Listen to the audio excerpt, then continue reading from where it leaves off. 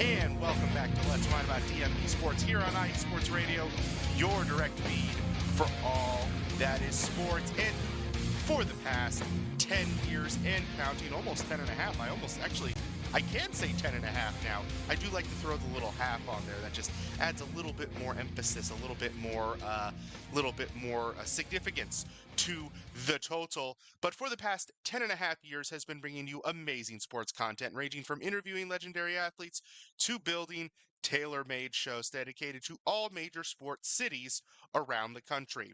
If you have not done so already, please follow us on all social media platforms: X, Instagram, Facebook, TikTok, and YouTube, all of the above at IE Sports Radio. You can also listen to us on all of the below options, ton of options to listen to us, whether you have listening now, which is greatly appreciated, or if you listen later on in the week, which is also greatly appreciated. You can also follow yours truly at Let's Wine _IESR. You can find me on X, Instagram, and TikTok. Pardon me. Also, be sure to check out our website, iesportsradio.com. There you will find our show pages, which have a little bit about the show and the voice behind it for all 30 plus of our shows. You'll also find our merchandise. It's getting colder, so we do have some winter stuff. I believe you have some hoodies, long sleeve shirts, hats, things like that for you. But if you're still also looking for summer clothes, maybe you live in South Florida where seasons aren't really a thing. If that is the case, then we do still have t-shirts and things like that. You can also find our Fan of the Month page, the blog, which you can find on the website, as well as IE Sports Radio blog fan.wordpress.com.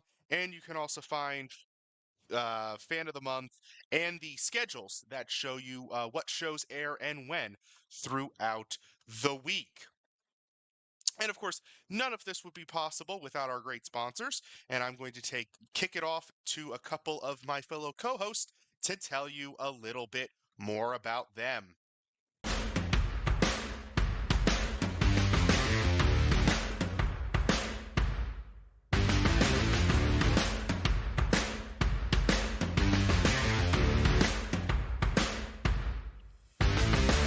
Hi, eSports Radio fans. This show is brought to you by Planet Jerky Premium Brisket Beef Jerky. Planet Jerky is the official jerky of the 2022 California League champion Lake Elsinore Storm, Single A affiliate of the San Diego Padres. This all brisket jerky has gluten-free options, contains no MSG, no sodium nitrate, is low in sugar, and high in protein. Go to their website at planetjerky.net and follow them on Instagram at Planet Jerky. Planet Jerky, the jerky that's on a whole other planet.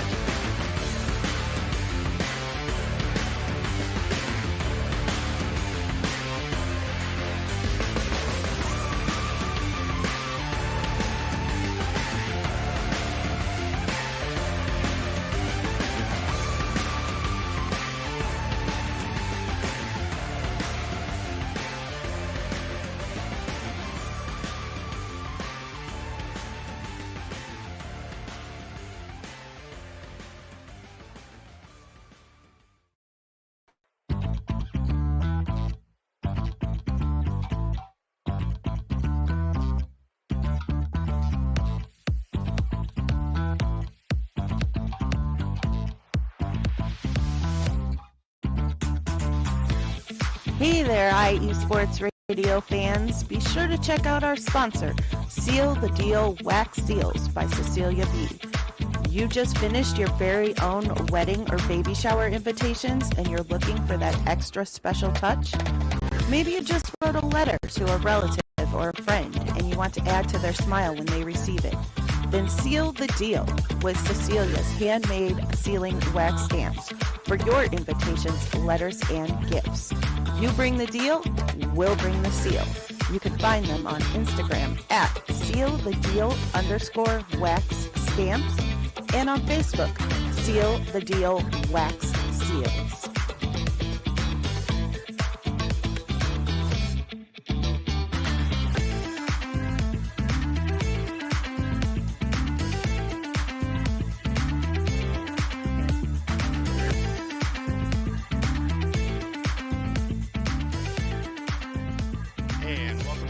Let's Write About DMV Sports here on iSports Radio, your direct feed for all that is sports. Once again, shout out to our sponsors, Planet Jerky Premium Brisket Beef Jerky. Jerky that's on a whole other planet. They've got a whole wide range of flavors, from the classic barbecue, some of the simpler flavors, all the way up to volcanic jalapeno, Carolina Reaper, Ghost Pepper, some of the spicier ones for the more adventurous crowd out there.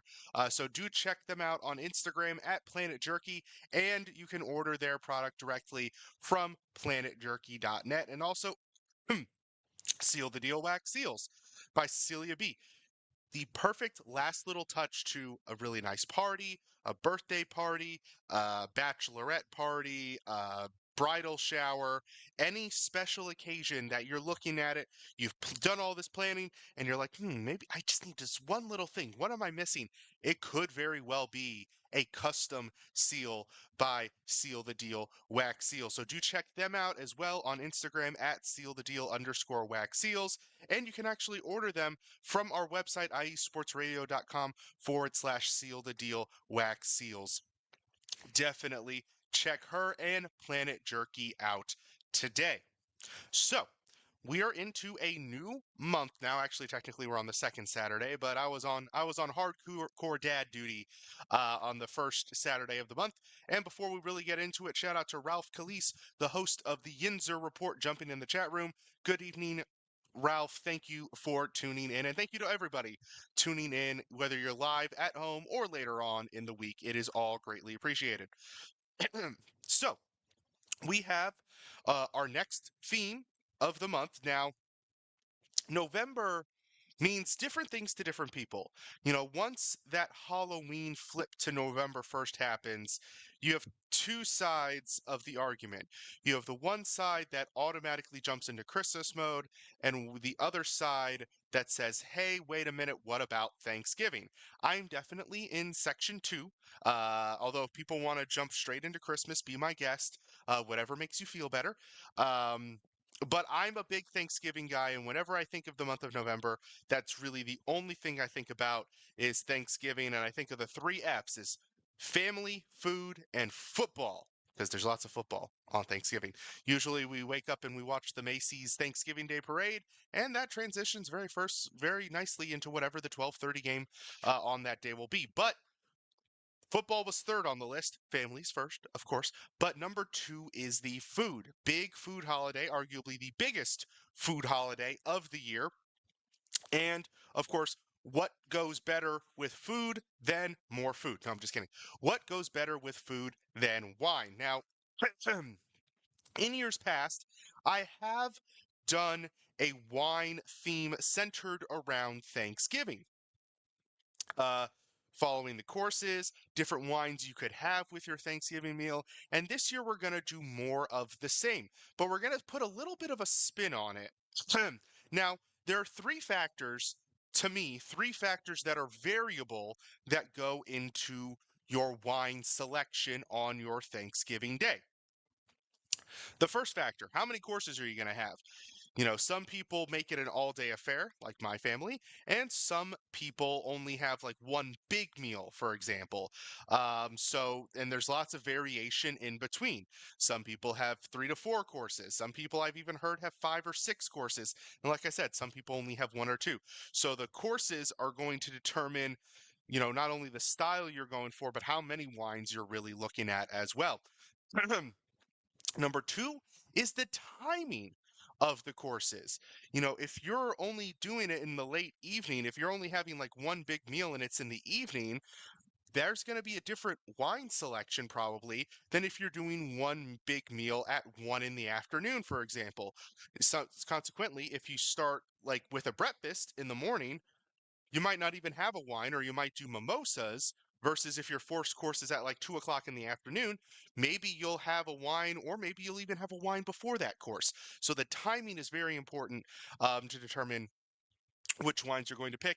And then, of course, your wine style preferences. Now, there are a couple of factors that are pretty much universal. They're not going to be variable. One, there's going to be a lot of food. If you're doing a big family get together, there's going to be a lot of food. And two, it's probably going to be heavy. There's going to be lots of variety, different flavors. So that all factors into your wine choice, but it's universal. That doesn't really change from household to household. There's going to be a lot of food, there's going to be a variety of food, and it's probably going to be very, very filling. So all of that comes into our factors for our wines. Now, how are we going to approach it? Well, I'm going to use my family's template for a Thanksgiving meal. Now, here's what we usually do. We usually have an appetizer slash hors d'oeuvres course. Usually that's like lunchtime, basically. So that will have, light fares, antipastos, some small dishes, finger foods, cheese and crackers, things like that. Then we have our main course, which has, of course, all the classics: turkey, stuffing, mac and cheese, green beans, cranberry sauce, all of the classic fixings. And then we have a dessert. Now, it is an all-day affair because, like I said, we start off with the Macy's Thanksgiving Day Parade, which starts at 8, 9 o'clock? 8 or 9 o'clock Eastern Standard Time. So the whole day, there's something going on the whole day. It's just there's only food for parts of the day. So so the way we're going to do it, using that formula, is we're going to have a before the meal wine, an appetizer course wine, a main course wine, and a dessert wine, or an after dinner wine, however you want to categorize it. Now, I told you there was a twist, and here it is. The twist is we are going to be doing a sweet tooth option for Thanksgiving. I didn't want to put it in the title because, well, that would have given away the surprise. But we are going to be doing this as with a sweet wine variety. So all of these wines that we are pairing are going to have some varying degree of sweetness. Now, some people may like that. Some people may not like that. I have told you all many times on this show that I have a sweet tooth. So that is my approach. And sweet wines bring a couple of things to the table. One, they're lighter, usually. So that complements your very heavy foods that you're typically going to be eating on Thanksgiving. Number two, they're lower alcohol, which is better for sustainability over a long day. You're not going to start the day with like a port wine, for example, or a really heavy wine with high alcohol content because you're going to be out of it by the third course and you're going to be out of it. And third is that they usually, depending on what you get, now this is the part where you have to be a little bit strategic, they're not very strong in flavor. They don't have really intense, potent flavors or potent characteristics that might complement or not complement your food. And that is going to be very useful for when you have a variety of foods and a lot of different flavors. You know, if you were to go for let's see, let me think of a good example. If you were to go for a Chardonnay, for example, on Thanksgiving, not a terrible choice. Let's go for a buttery California Chardonnay. That is going to complement certain items like turkey, probably your stuffing, probably even your mac and cheese, but it's probably not going to go great with, say, the cranberry sauce or some of the other fixings you might have in your meal. It also might not go great with saltier foods, you know, buttery flavor with salt that might get a little bit too much. So we're sweet wines, like I said, not as extreme.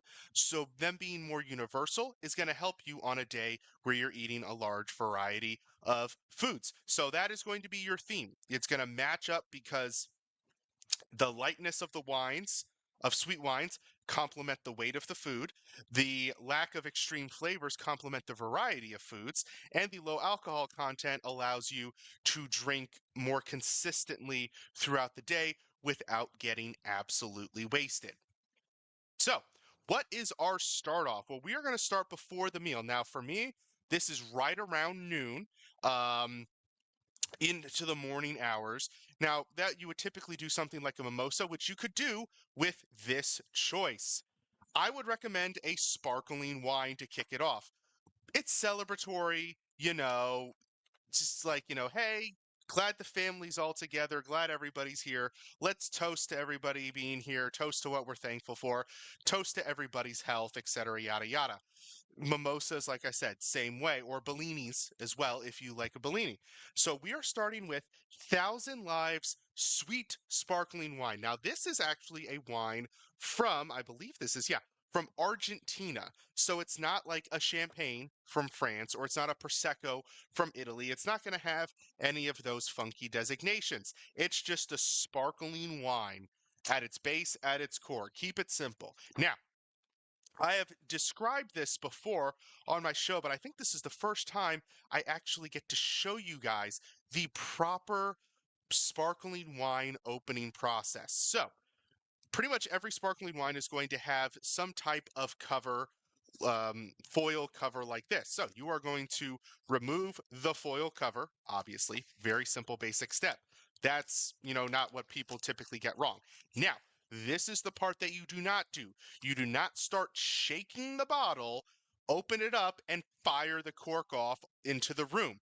That's a great way to A, get a lot of the bubbles out of your wine, which might ruin it, and B, hurt somebody with a projectile cork. So, here is the proper way to open a sparkling bottle of wine. So, pretty much all of them, now some of them are like screw cap now, which is very weird, but if it's a screw cap, you just open it. Simple enough. But you see this wire cage. This is pretty universal for most sparkling wines. It's got a little tab that you pull down like this, and then you twist it to get the cage off. Now, very important point right here. The moment you start twisting this tab, your hand needs to be on top of that cork. Why is this important? Because once you start to loosen the hold or loosen the force that the cage is using to hold the cork in, there is a chance that this cork could shoot out of the bottle if there's been some pressure buildup, if something has happened. Now, I know this sounds mythological, but I can actually say for a fact that I have seen this happen. It was actually at a work event where we were tasting a sparkling bottle of wine, and the gentleman that was opening it, who actually ended up being my boss for about a year, um, he was opening the bottle of sparkling wine just as normal, casual, something he had done a million times because this gentleman was a veteran of the company. Didn't took his hand off the top, didn't think anything of it, removed the cage, put the cage down, the cork shot out of the bottle right into the ceiling and stuck in the ceiling. It was not, it was like, I can't even describe the ceiling. But in any case, you must keep a hand on top of this at all times in case it releases. Now that the wire cage has been undone, the cork can be removed. Now, you very carefully, maintaining a grip on the cork, you're going to pick it up and you twist from the bottle. This hand, watch my top hand, does not move. All of the twisting comes from behind, and you just guide it and you hold it, and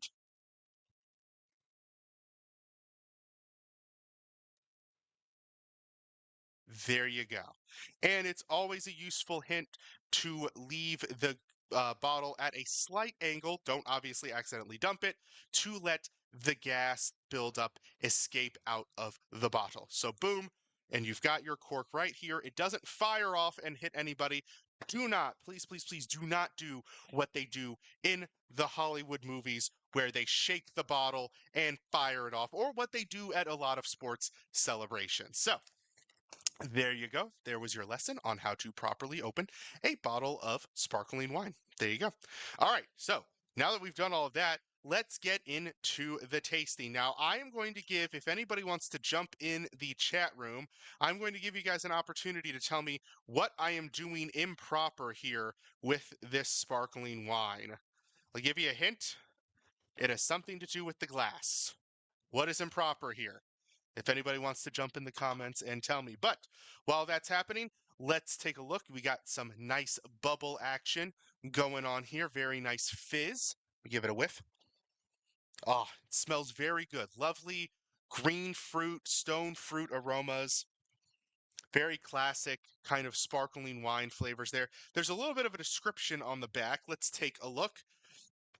1,000 lives, 1,000 memories, many of which are complemented by enjoying a glass of wine.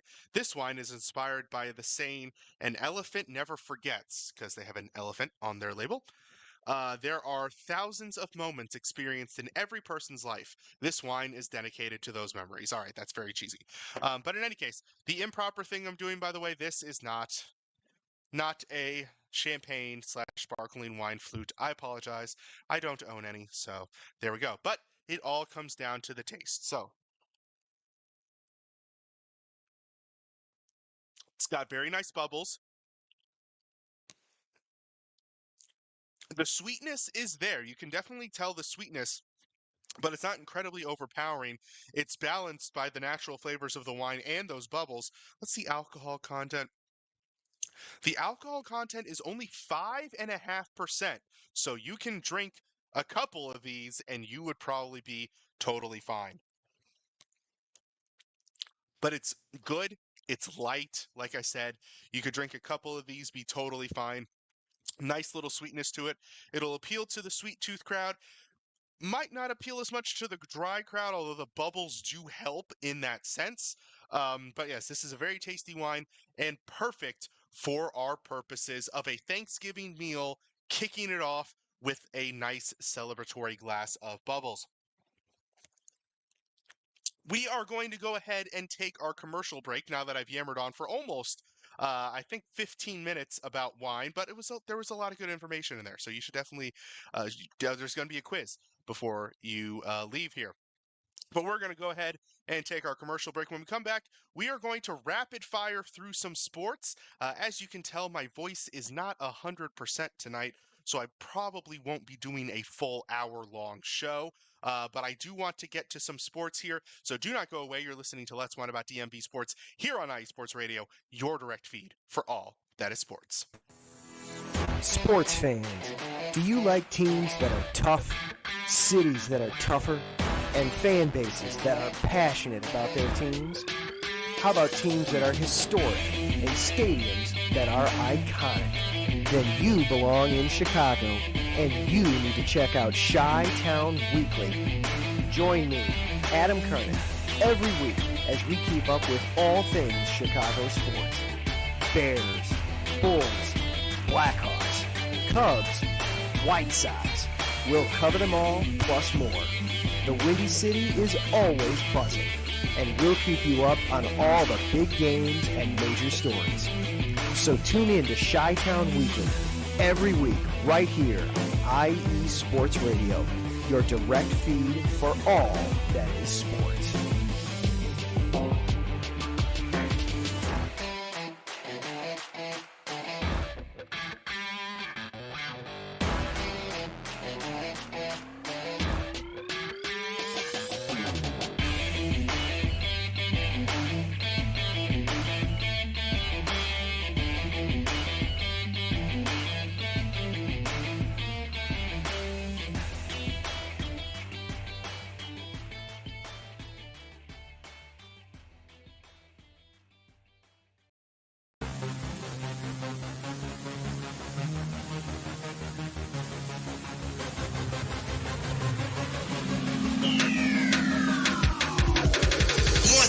Everybody, this is Taryn Rodriguez. Are you a fan of volleyball? Are you a fan of Thunder Spikes? Then I have the show for you, Set Point, where I cover NCAA men's and women's volleyball, high school boys and girls volleyball, beach volleyball, and even professional volleyball. Catch the action every week here on IE Sports Radio, your direct feed for all that is sports.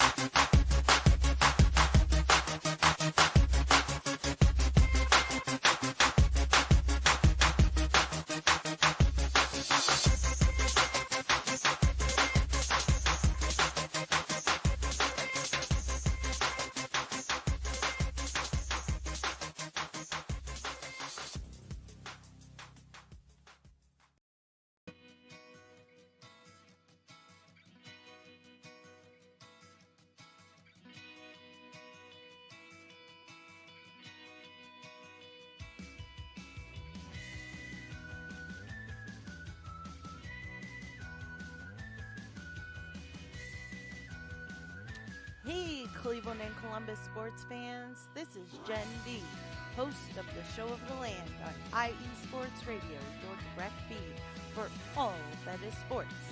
If you love Cleveland and Columbus sports like I do, be sure to tune in live to the Show of the Land on Tuesdays, where we will cover the Cleveland Browns, Cavs, Guardians, and Monsters. We will also talk about the Columbus Blue Jackets, Crew, Fury, and of course, the Ohio State Buckeyes. We'll also cover other colleges in the area like Akron, Kent State, Cleveland State, Mount Union, John Carroll, Baldwin Wallace, Youngstown State, among others. So like I said, if you love Cleveland and Columbus sports like I do, be sure to tune in Tuesdays to the Show of the Land with Jen B on IE Sports Radio, your direct feed for all that is sports.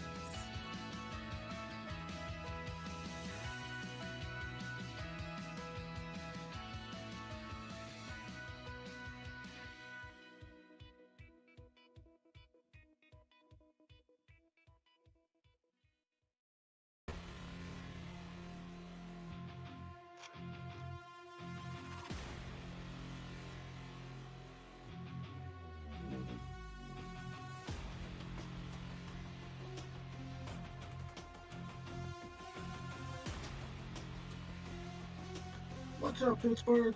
This is Ralph DeLeese, the host of the Injury Report on IE Sports Radio, your direct feed for all that is sports.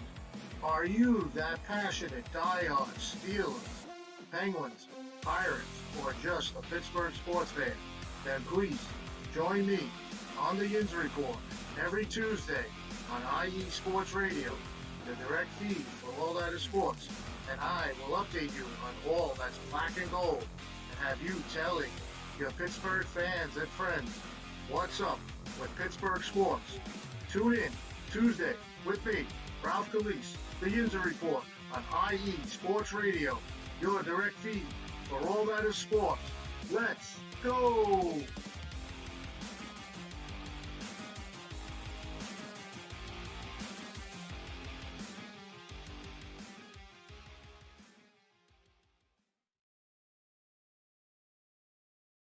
And welcome back to Let's Whine About DMV Sports here on IE Sports Radio, your direct feed for all that is sports. I think, speaking of sports, it's probably about time that we get into some. So we're going to start with football, as is tradition this time of year. We're going to skip college football, guys, because it's just a little depressing right now. Virginia Tech lost today. Maryland is going to lose today because they're playing Oregon. Actually, I think that game might be going on right now. Let's take a quick check in on the score. And Virginia was playing Pittsburgh. So Navy lost their undefeated season. Virginia's losing.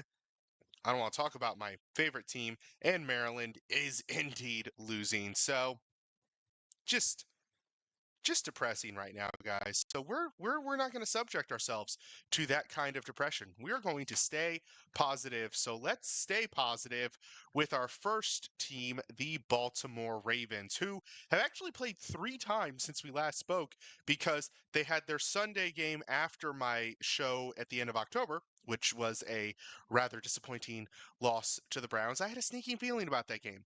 I know I remember saying in that show that I was confident, but it was never a no-doubter. Divisional games on the road, you never know. But then they followed that up with a lovely comeback, very definitive win against Houston. And then last night, they got their second game of the year against the Bengals, and this was an offensive shootout.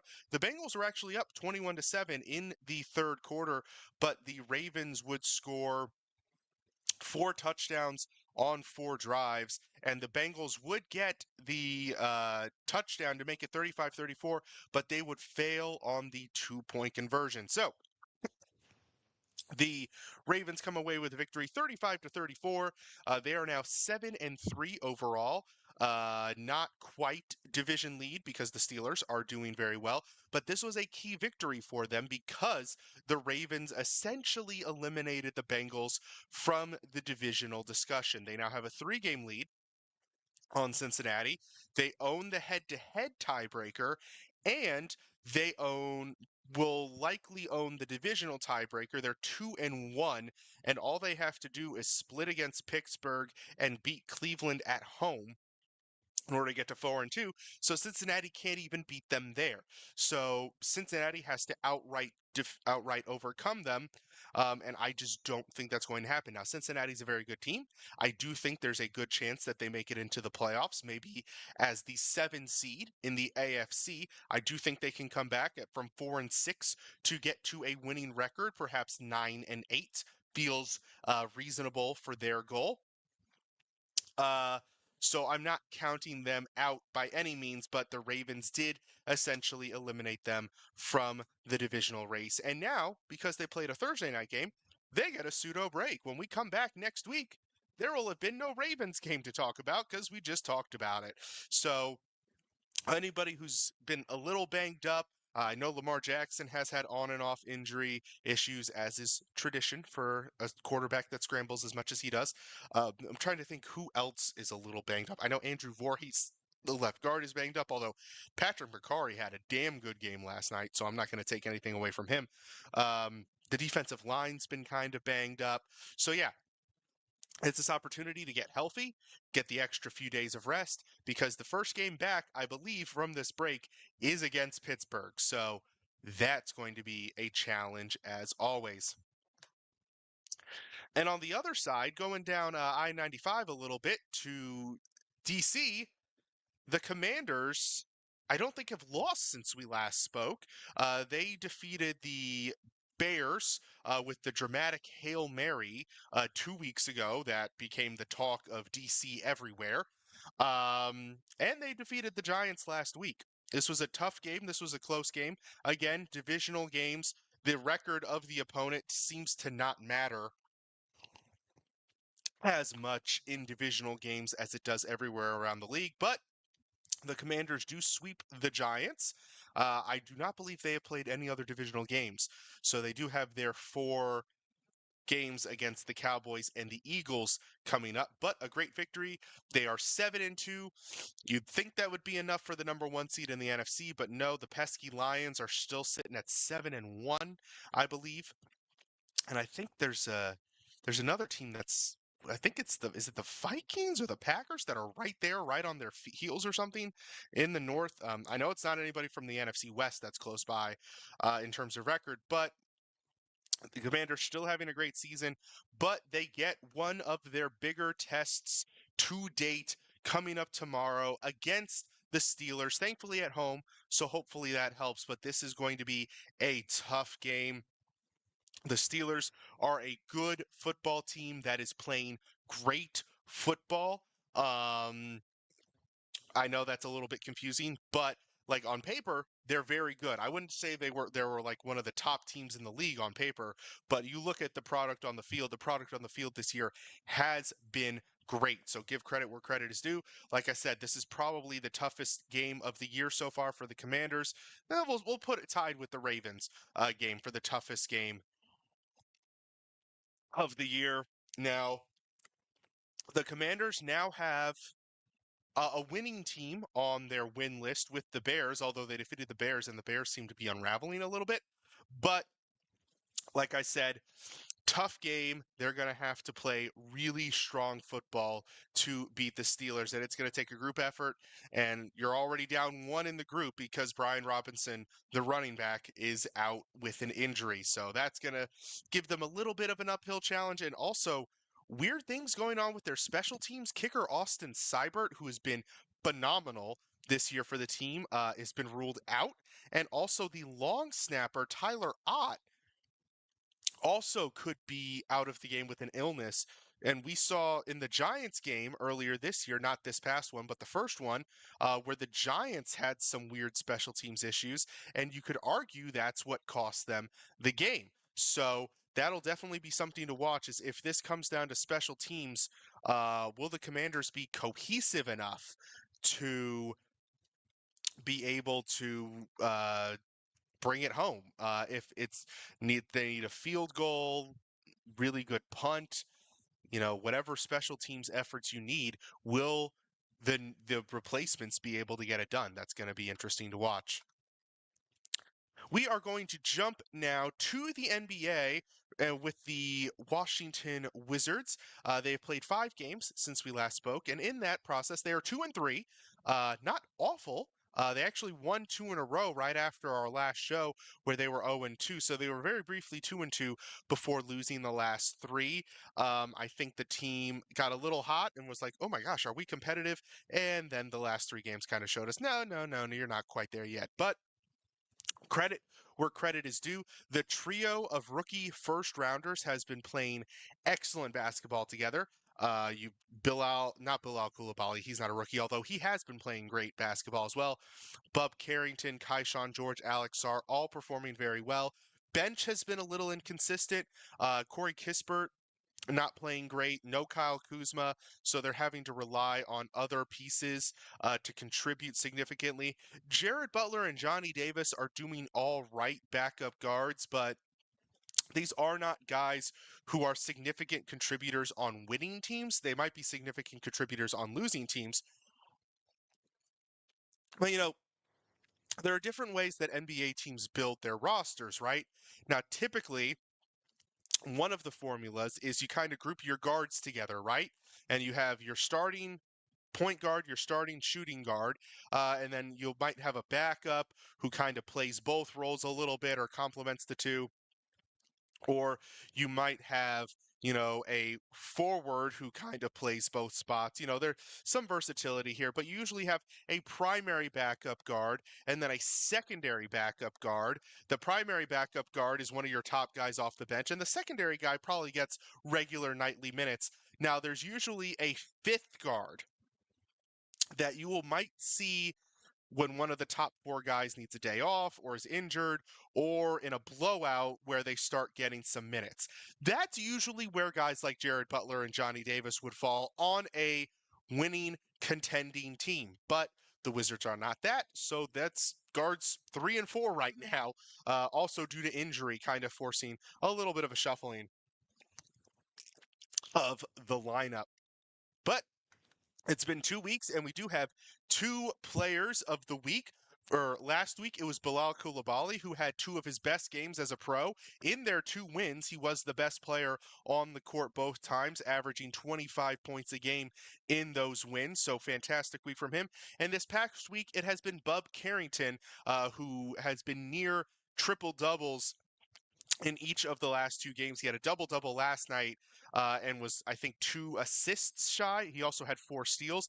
And in the previous game, he reached double-digit points and I think 7 or 8 rebounds and 7 or 8 assists. So he has been an all-around playmaker for the team and showing his best basketball despite the team losing. It all appears to be going to plan. Exactly what we expected from the Wizards. A lot of inconsistencies with a couple of moments of brilliance, but the biggest key and the best takeaway that Wizards fans should have is that the rookies and the young guys, I'm going to throw Bilal Coulibaly into this discussion as well. Those 4 guys who are probably 4 of the pieces, might be the only 4 pieces of the team that are still on this team in 2.5 years or so. That might be a little bit extreme, but maybe like by 2027, those might be the only 4 guys that we're still talking about amongst these discussions. They're playing very good basketball. So that is encouraging to see at least. I actually looked ahead a little bit and was like, by 2026, they'll have Coulibaly, Sarr, Carrington, and Keyshawn George. They'll have those 4. Jordan Poole and Kyle Kuzma will still be under contract. Jonas Valanciunas and Sadiq Bey will still be under contract. And Corey Kispert just signed an extension, so he'll still be under contract. And the question you have to think is, if these rookies keep improving in their roles as well as they have been, keeping in mind that we know what we have in the other 5 guys, that's 9 of probably your top 10 to top 11. And are there 1 to 2 more pieces you could add with the improving rookies that could make this team a contender? It's an interesting little thought experiment. Moving on now to hockey, the Caps. Now, this was previously 4-2 over the past 2 weeks. However, they absolutely shellacked the St. Louis Blues tonight, 8-1. When I checked the score of this game, y'all, it was 1-1 at the end of the first period, and they proceeded to score 7 goals in the final 2 periods, including 2 by a player who we'll talk about in a second.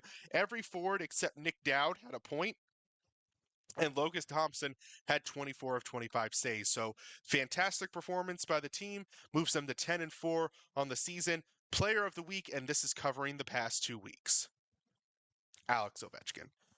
When we had our last show, he had 2 goals in the first 7 games.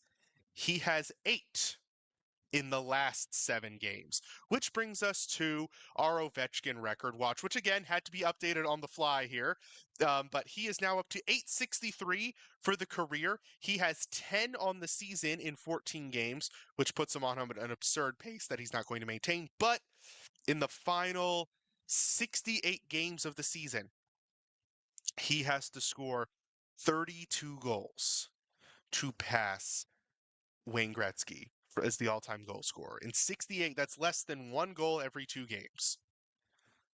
If he stays hot for a little bit, he's going to make it even better for himself.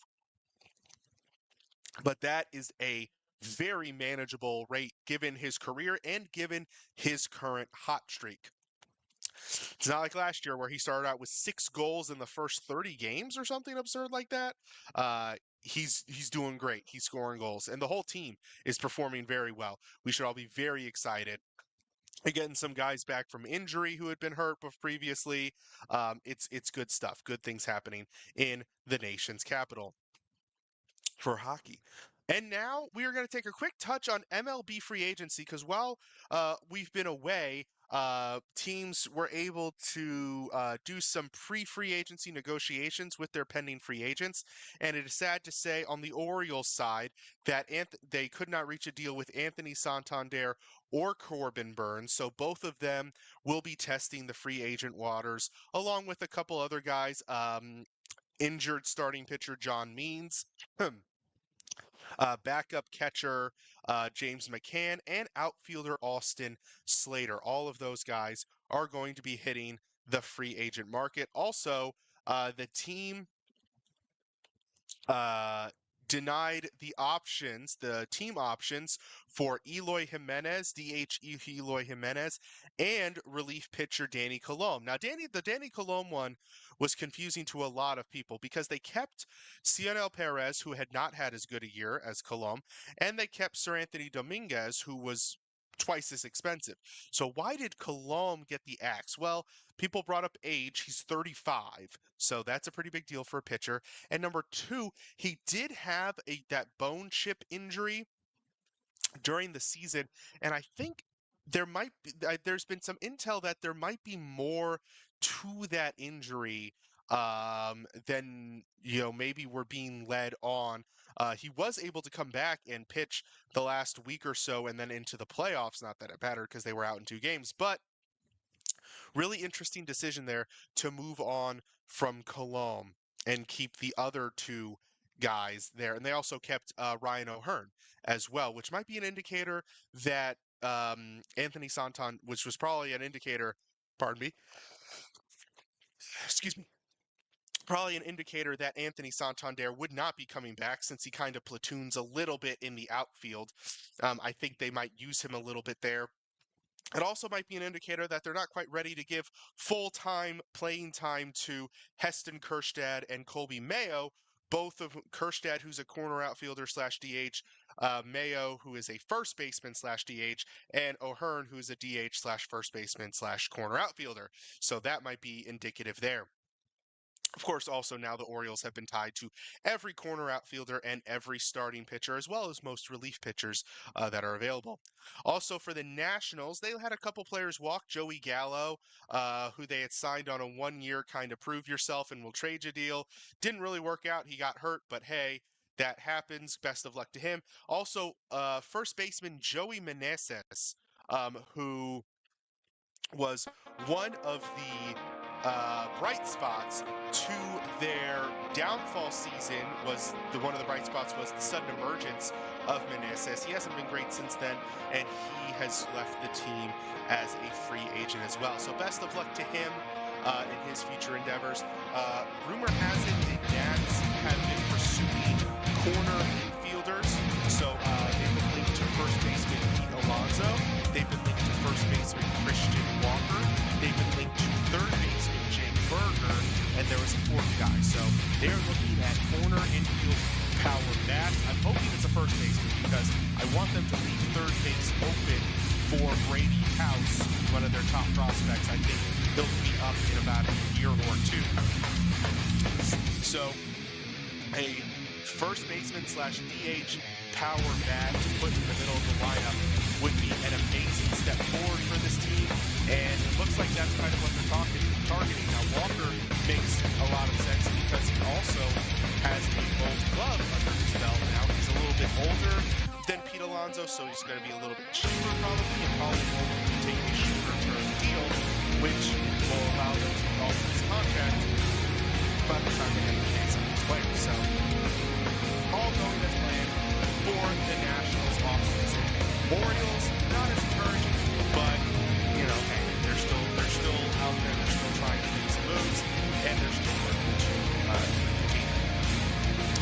That was it for tonight's show. Thank you all for tuning in, whether it was live or later on in the week.